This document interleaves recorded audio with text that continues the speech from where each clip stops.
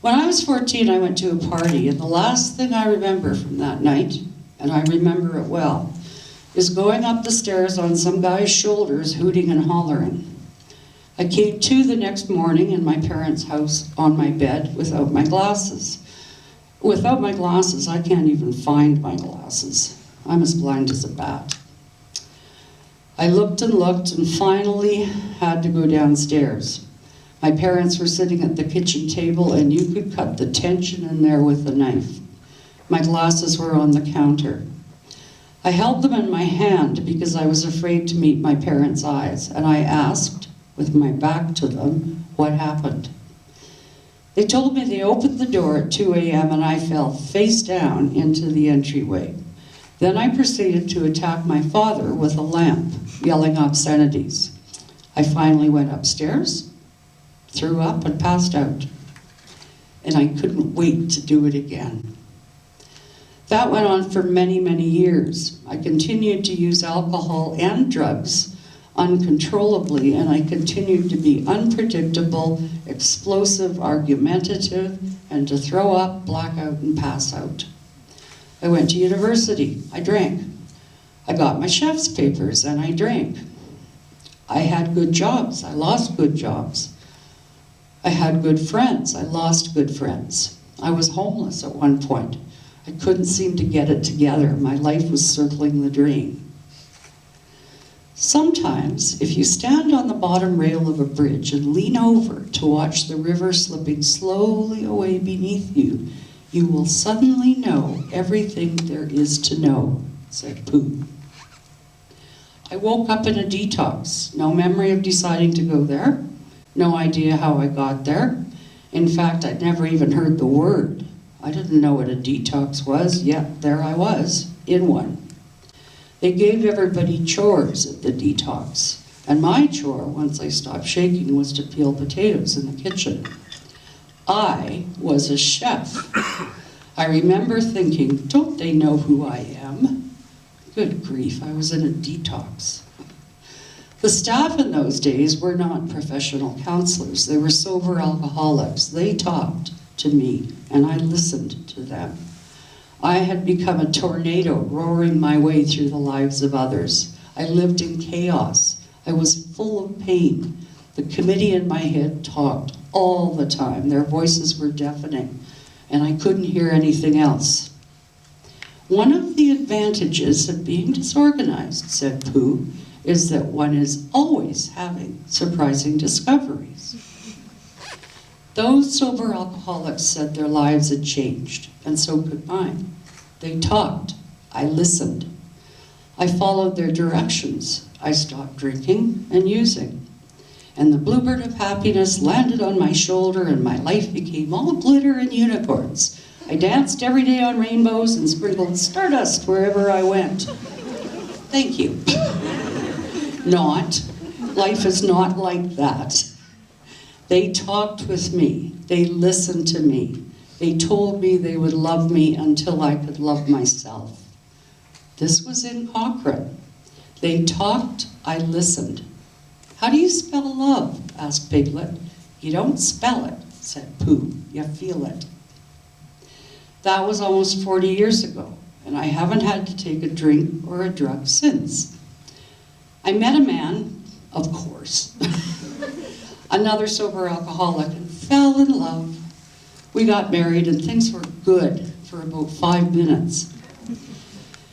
You know those experts no one has ever met? They say when a person begins using alcohol and or drugs uncontrollably, they stop growing emotionally. So there we were, 2 14-year-olds in a grown-up marriage.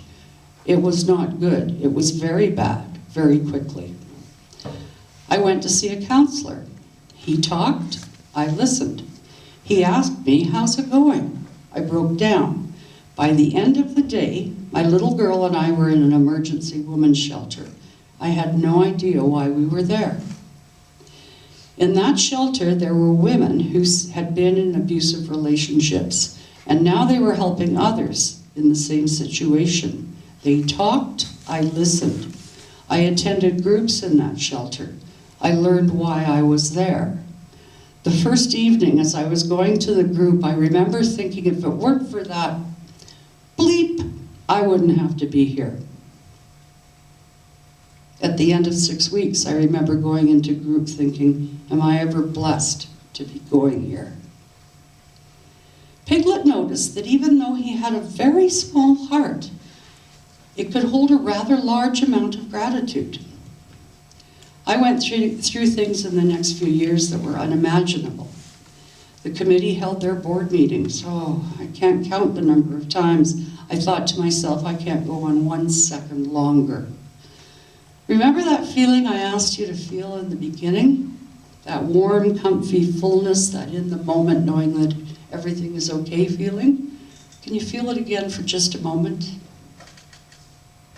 I began to seek that feeling out. You can't stay in your corner of the forest waiting for others to come to you. You have to go to them sometimes, said Pooh. My friends began to carry me, and I let them. They talked, and I listened. Just like Pooh, they said to me, promise me you'll always remember. You are braver than you believe, and stronger than you seem, and smarter than you think. That would be the cheerleader that Marnie is talking about. In 2016, I was diagnosed with colon cancer. A couple days later, I was in a store. I picked something up and thought, this would be a great Christmas gift for, and then I thought, I'll be dead by Christmas. I ran out of the store. I'm obviously not dead. I went home and sobbed, and then I called a friend who had been through her own cancer journey. She talked, I listened, and cried. She called me a lot. I listened a lot, and together we made it through. I came out the other side. How do you spell love? Asked Piglet. You don't spell it, said Pooh. You feel it. In 2017, after an early morning meeting with some potential funders for the shelter, I went home and I was getting ready for my cardio chaos aquasize class. I was about to put on my swimsuit and I felt kind of strange. I just felt off and I couldn't put my finger on it, but something was wrong. I felt really, really not good. For some unknown reason, I went and got my phone and Googled symptoms of a woman's heart attack. I called 911 and the ambulance took me to the hospital. It could be worse, said Eeyore. Not sure how, but it could be worse. I went into hospital on Thursday. I had heart surgery on Friday, and I was home on Saturday. Don't get me wrong, it was really serious. It was a 90% blockage. But we also have world-class cardiac care here in Calgary. While waiting in the ambulance bay, I texted a friend who walked with me through my cancer journey and told her what was going on. Her reply was, WTF? In caps. That's exactly the way I felt at that moment. WTF? What's next? Haven't I been through enough? I don't want to die. Is it over? 3 days later, I thought, am I ever blessed to live here? How do you spell love? Asked Piglet. You don't spell it, said Pooh, you feel it.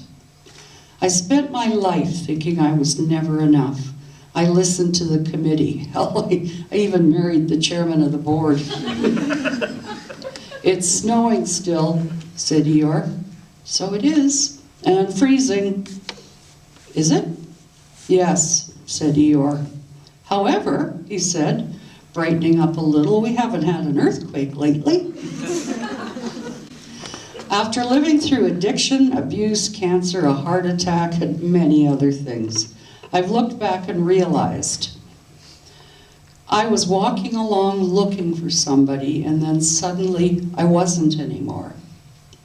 I've been taught by friends and sometimes by strangers who have walked beside me and talked with me in good times and in bad. They taught me, as long as I listen, I will be okay. According to Eeyore, a little consideration, a little thought for others makes all the difference. So I try to focus on helping other women who want to get clean and sober. We talk and we listen to each other. And building our shelter so women just like me can escape and heal from the effects of domestic violence, where we will talk and they can listen. It will be a safe place where they can talk and we will listen at Big Hill Haven. I'm active in a community where people who have had cancer, have cancer, or who are living with incurable cancer gather. I talk, they listen. They talk, I listen. I try to be present as people have been present for me, in the now, where the love is, here in Cochrane. Feel that feeling one last time for me, if you don't mind. What day is it?